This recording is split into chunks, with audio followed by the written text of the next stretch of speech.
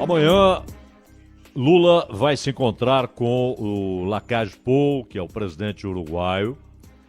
Lula vai a Montevidéu, Haddad também vai. E perguntaram, ainda na Argentina, perguntaram ao Haddad o que ele está achando da proposta uruguaia de que os integrantes do Mercosul tenham liberdade para acordos bilaterais.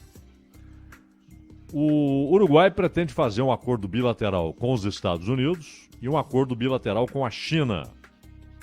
São acordos comerciais. A Argentina e o Paraguai não gostam da ideia, principalmente a Argentina. E levaram a posição de ambos ao Brasil. Olha, Uruguai e tal. O chanceler brasileiro já pulou da cadeira e disse: isso vai acabar com o Mercosul.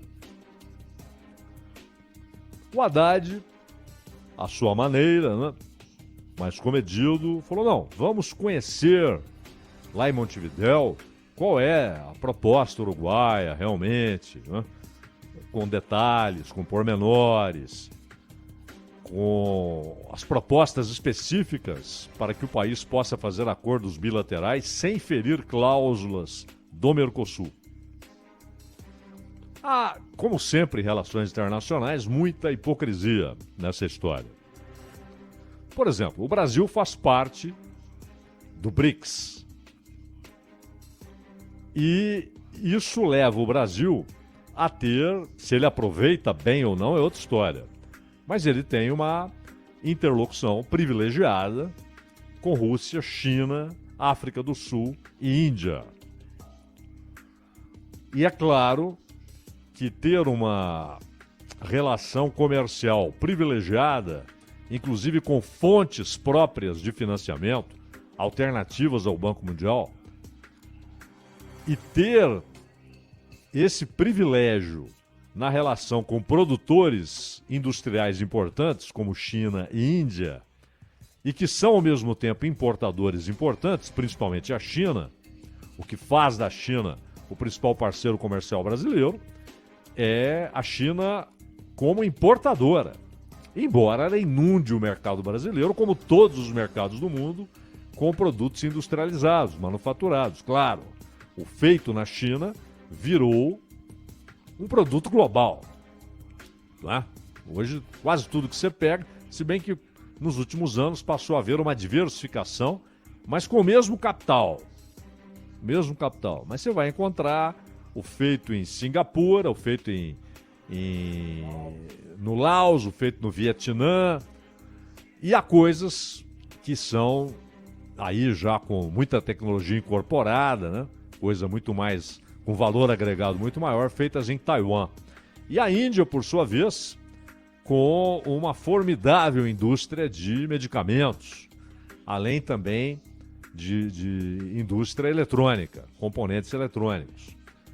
E o Brasil tem uma relação privilegiada que não dá a menor pelota para o Mercosul. Na reunião dos BRICS, seja onde for, em Brasília, em Moscou, em Pequim, em Nova Delhi, em Joanesburgo, em Pretória, não importa.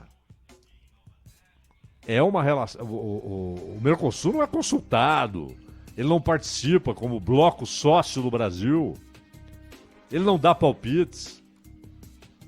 O Brasil tem essa liberdade. Se faz bom uso, é outra história. Se tem competência para usar a sua condição de membro do BRICS, é outra história.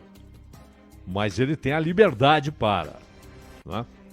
E o Brasil, diversas vezes, em diversos governos, governo Fernando Henrique, é bom lembrar, a ideia original do Mercosul está ainda no governo José Sarney, no Brasil, e Raul Alfonsín, na Argentina. Foi antes de Fernando Collor, antes de Carlos Menem. Porém, é no governo Collor que há a oficialização dessa relação multilateral e com os países fundadores, né? Mas a ideia já estava ali concebida, apresentada, desenvolvida no governo Sarney aqui, Raul Alfonsin na Argentina. Aliás, 2 governos que acabaram, o do Alfonsin até mais cedo do que o previsto, mas acabaram em agonia, né? Dizimados pela inflação que tentaram vencer e não conseguiram. E o Mercosul sempre foi uma coisa improvisada. Sempre foi um troço que está lá no papel, as reuniões, o parlamento, mas não funciona. Eles não conseguem fazer um acordo aduaneiro. Não é acordo comercial, não, é acordo aduaneiro. Brasil e Argentina tiveram problemas durante todo esse tempo. Com cotas estabelecidas pela Argentina, não. Nós só vamos importar linha branca do Brasil até tal limite. Quer dizer, isso não é um bloco, né? Mas, basicamente, o que tentaram fazer funcionar, e foi driblado várias vezes, foi o acordo para que produtos de fora do Mercosul não poderiam entrar com tarifa zero, exatamente para que não virassem concorrentes dos produtores locais, e essa isenção não poderia ser dada individualmente por qualquer dos países. Mesmo isso foi driblado várias vezes. Não, está faltando leite, nós vamos buscar leite na Holanda. Vamos trazer leite em pó da Holanda. Até o Brasil fez isso, importando leite em pó da Holanda. Então o Mercosul nunca funcionou muito bem. Nunca. Vários entraves, divergências que não foram superadas e tal. E aí o Uruguai propõe agora que ele possa fazer acordos bilaterais, dizendo inclusive que vai informar Brasil, Argentina e Paraguai de como as coisas estão andando nas negociações para que o acordo seja firmado e quais os termos do acordo. Olha, Uruguai e China acertaram isso aqui, ó. Dê uma olhada. É isso que o Uruguai está propondo. Mas a Argentina e o Paraguai, principalmente a Argentina, esses 2 governos não aceitam, mas principalmente a Argentina, que botou muita pressão no governo brasileiro para brecar a iniciativa uruguaia. E o Uruguai depende muito da economia brasileira e da economia argentina. Muito, muito. É um país pequeno, com a população pequena, é um exportador de produtos agrícolas, muito peculiar, não é? Uma coisa é um país com 3 milhões de habitantes, outra coisa é um país com 215, gigantesco. São realidades econômicas distintas. Mas aí o Uruguai olha e fala, peraí, os acordos do Mercosul não andam, acordos de bloco, não saem do lugar. O Brasil trafega livremente e faz os seus acordos, inclusive no âmbito do BRICS. O Uruguai quer ter a liberdade de fazer acordos bilaterais. Se o Mercosul não conseguir encaminhar soluções para que todos os países ganhem e ficarem impedindo o Uruguai de ter acordo bilateral e, ao mesmo tempo, o gigante Brasil podendo fazê-lo, essa hipocrisia é que mata o Mercosul. Então, o Brasil não deve levar em conta se o Paul, Lacalle Pou, é um aliado, se ele faz parte do bloco político, do qual fazem parte Lula e Alberto Fernandes, nada disso. O Brasil deve olhar para o Uruguai como um parceiro, aliás, convenhamos, né? A ligação histórica entre Brasil e Uruguai vai muito além da parceria. Muito além. E o Brasil já foi à guerra por causa do Uruguai, né? As guerras cisplatinas ali tinham como objeto exatamente a situação do Uruguai. Será um país independente? Será parte da Argentina? Será parte do Brasil? Bom, isso deve ser discutido amanhã, segundo afirmou o próprio Haddad. Mas é claro que ganha muito mais espaço, e tem de ser assim, porque são situações mais amplas e importantes, aquilo que o governo brasileiro tratou e ainda está tratando na Argentina. Porque a questão da moeda, nós até falamos aqui ontem, e como o Haddad não explicou objetivamente, porque o Lula chegou lá e falou: eu não sou ministro da Fazenda, eu sou presidente, não sei responder essas perguntas técnicas. Daqui a pouco, o Haddad e o Massa, que é o Sérgio Massa, que é o ministro da Economia lá da Argentina, eles vão explicar tecnicamente aqui o que nós estamos pensando. Não é o que está feito, tem nada feito. Até porque essas coisas passam pelo parlamento e tal. Mas, basicamente, eles vão explicar tecnicamente aqui o que nós estamos anunciando politicamente. Nós estamos anunciando o objetivo político. Cabe aos ministros decifrar tecnicamente o caminho para se atingir esse objetivo. É isso. Mas não o fizeram, né? Até porque não há nada realmente definido. Então o Haddad falou em fundo soberano, falou em Banco do Brasil, que basicamente ele tentou vender a ideia de um Banco do Brasil fiador, mas sem riscos. E o Banco de la Nación, pelo lado argentino, segundo o Sérgio Massa, fiador sem riscos. Porque como é que é essa história? Uma empresa brasileira compra produtos argentinos. Ela precisa pagar. Eles não querem que essas transações sejam feitas em dólares. Um banco faz um empréstimo para o governo argentino.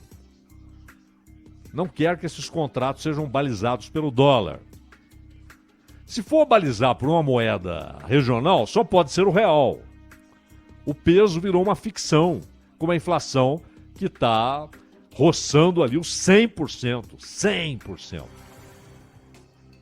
Aliás, o Alberto Fernandes deu uma entrevista, não sei se foi ontem ou anteontem, até um grupo de jornalistas argentinos conversando com ele, e ele tentou jogar a culpa da inflação para o povo argentino. Ele quis dizer que é uma inflação fabricada na cabeça das pessoas, elas começam a aumentar preços. Sim, a cultura inflacionária existe, mas a causa não está aí.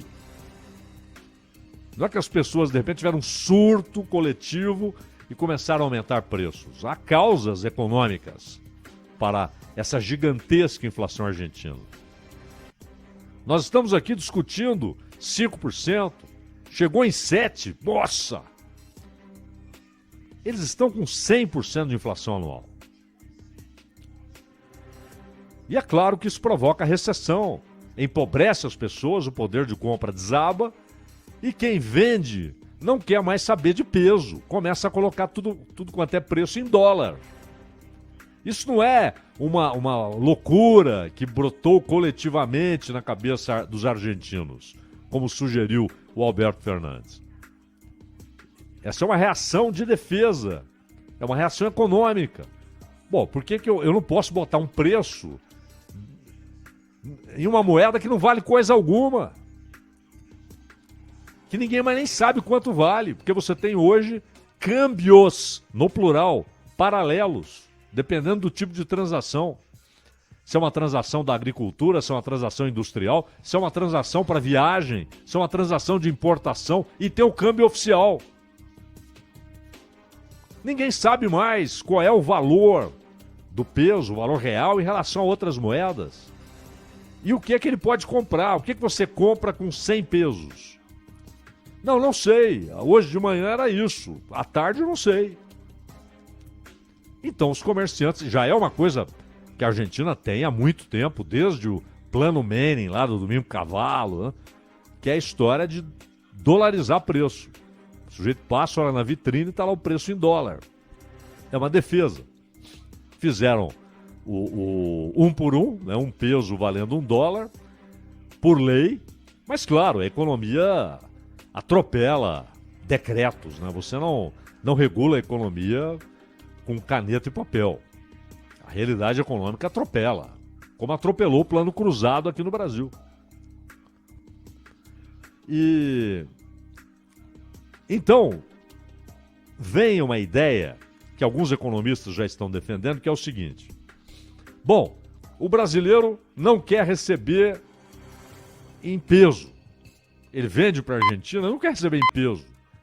É uma moeda que ele não pode guardar, porque no dia seguinte ela está valendo muito menos. Não é? É uma moeda sem aceitação no mercado internacional, quer dizer, eu vou precisar convertê-la em reais e talvez depois os reais em dólares para fazer uma transação fora da América do Sul. Então eu não quero receber em peso. É um péssimo negócio. Os argentinos podem pagar em reais? Há um problema prático.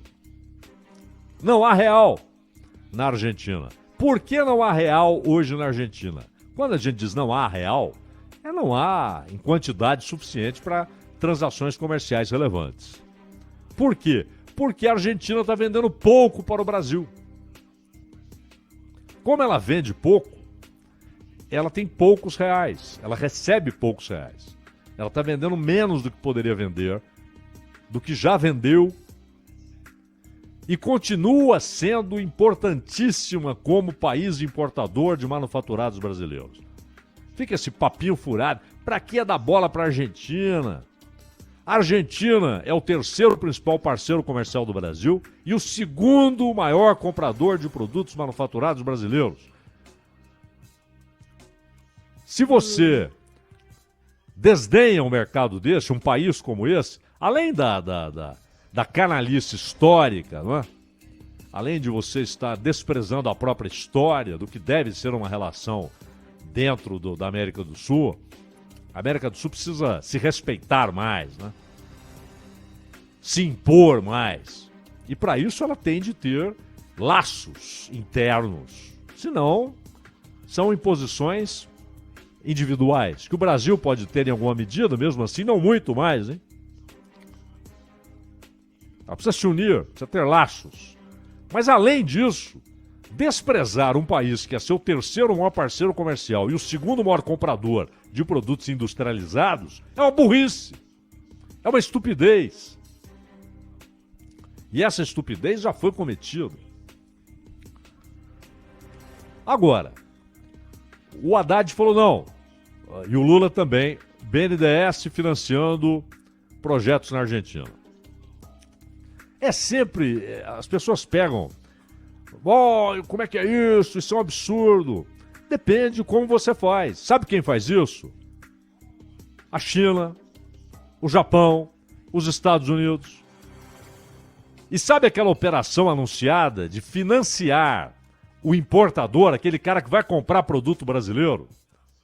Você dá um crédito para ele, o crédito sai do Brasil e ele compra produto brasileiro. Sabe quem faz isso? Há anos e anos e anos. Os Estados Unidos fazem, o Japão faz, a Rússia faz, a China faz, a Alemanha faz, a França faz. E olha, faz anos que esses países utilizam esses mecanismos.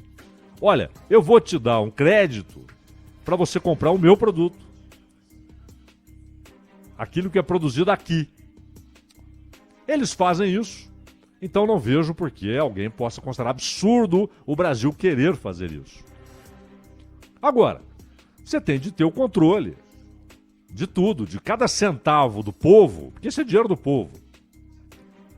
Você tem de ter o controle. Não pode ter desvio. Ah, mas o importante é financiar projetos nacionais. Depende. Se for para financiar compra de bens particulares, para uso particular, eu não vejo sentido no BNDES fazer isso. O BNDES não tem de financiar a compra de um jatinho de quem já tem dinheiro para isso, mas que fala, pô, o dinheiro do BNDES é mais barato. Sai muito mais barato. Não, ele não existe para isso. E se, ao financiar projetos no exterior, ele beneficia a indústria brasileira, produtores agrícolas brasileiros, isso é investimento no Brasil. Agora, é óbvio que não tem de ficar produzindo artificialmente campeões nacionais. Isso aí é furado, porque acaba sendo o recurso público indo para produzir fortunas privadas, que não voltam para o financiador original, que é o povo. Aí não faz sentido. Só para dizer que é um produto nacional? Ah, temos aqui agora, o cara tá na Forbes, hein? Que orgulho! Orgulho do quê? E se o cara fez isso ali, pô, seu esforço, seu trabalho, mas com dinheiro público, juros subsidiado, é melhor financiar um projeto no exterior que garanta demanda de produtos brasileiros e até de trabalhadores brasileiros, engenheiros, mão de obra qualificada, dependendo do caso, inclusive mão de obra braçal. E ao mesmo tempo, você pode produzir, isso leva tempo, é óbvio, mas você pode produzir crescimento econômico regional. Regional. América Latina, que é uma convenção histórica, né? Não é uma distribuição geográfica. A América Latina, ela fala de uma identidade histórica, cultural, por isso o México, que é a América do Norte geograficamente, ele é a América Latina. A América Latina, mas se quiserem, a América Central para baixo, se quiserem colocar o México à parte, né? É de uma riqueza em todos os sentidos.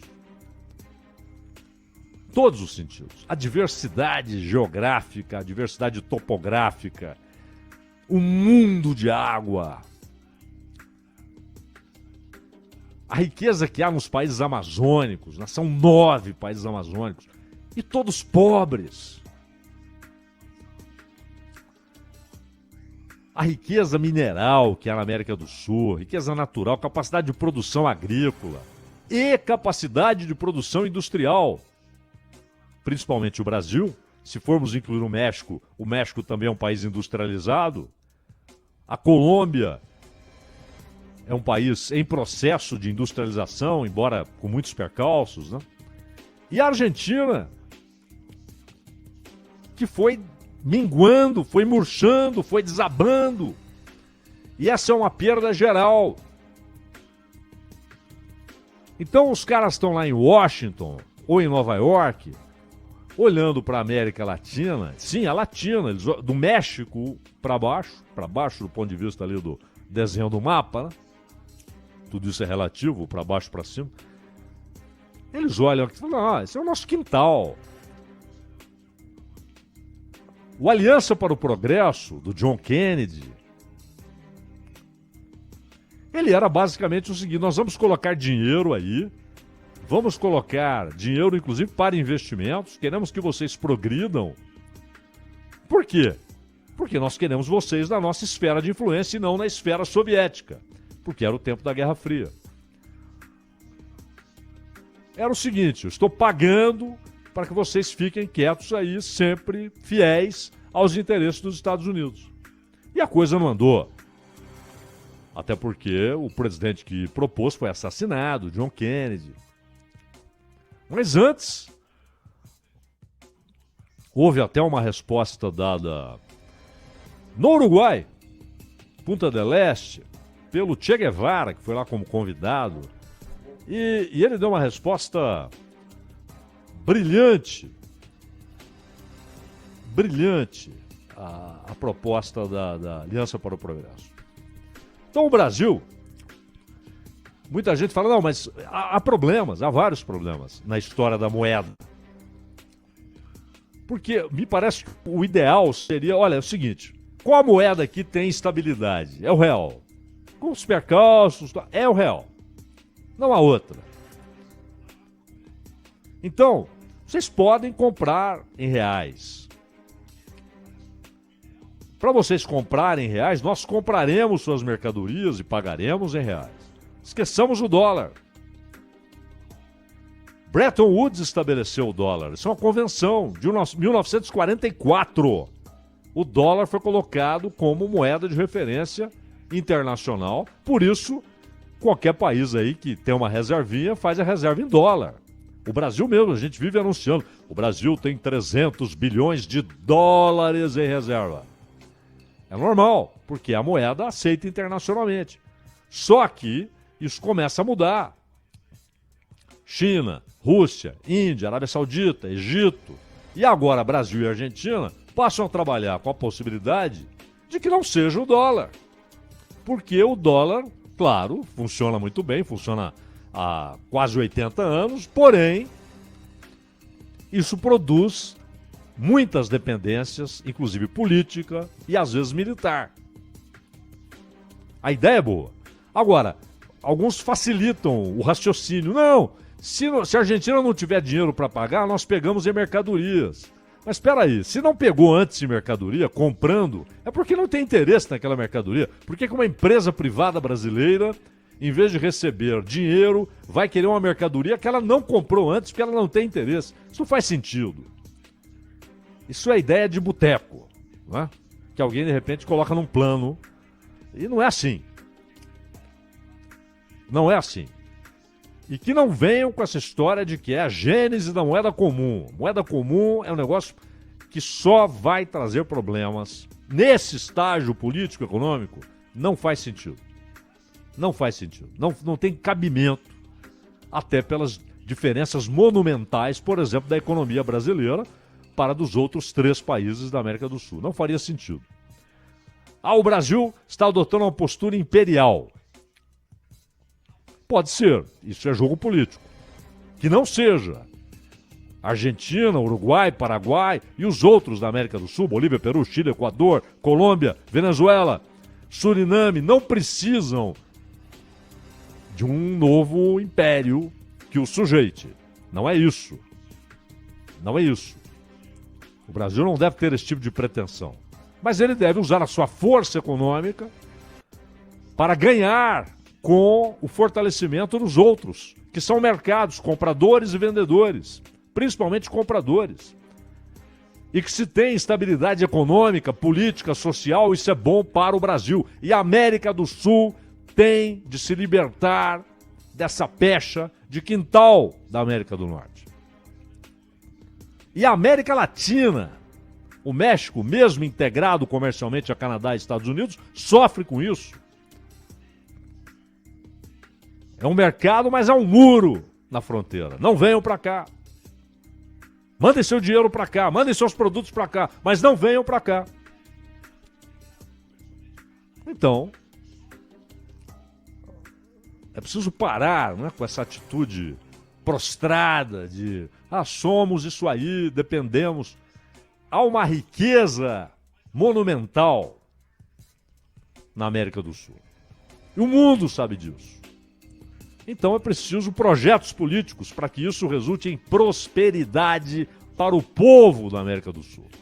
Não para elites, não para castas, para o povo da América do Sul. E esse projeto é interessante, desde que não caia nessas bobagens infanto-juvenis. Né? Se não tiver dinheiro eu trago mercadoria. Então faça tudo em real, pô. Isso não vai tornar a Argentina dependente do Brasil. Pelo contrário, ela vai ter acesso a uma moeda muito, muito mais estável do que a dela, porque dólar ela não consegue. Faltam dólares na Argentina. E ela deve em dólares. Se ela consegue ter uma relação amistosa com um país vizinho e pode usar a moeda brasileira para essas transações comerciais, você começa a levantar a Argentina. E não dá para imaginar a América do Sul próspera sem Argentina, Paraguai, Uruguai, Colômbia, Bolívia, Peru, Venezuela, Equador, avançando para a prosperidade. E sem o Brasil, sem que o Brasil participe ativamente, isso nunca vai ocorrer. Ronald.